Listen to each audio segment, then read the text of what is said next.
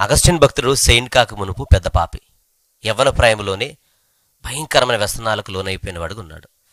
వివాహం కాకముందు ఒక స్త్రీని గర్భవతిని చేశాడు. జోదగాడుగా, వ్యభిచారిగా, భయంకరమైన పాపిగా, ఇష్టానుసారంగా విచ్చలవిడిగా జీవించే తత్వం కలిగిన వాడు.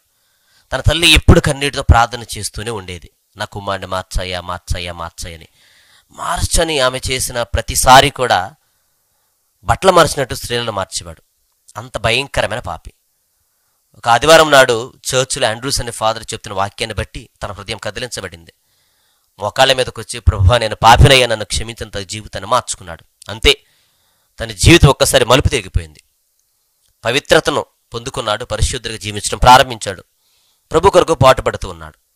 ఒకనాడు ఒక పెద్ద వేదిక మీద ప్రసంగం చేస్తున్నాడు. వేలాది మంది అక్కడికి కూడారు.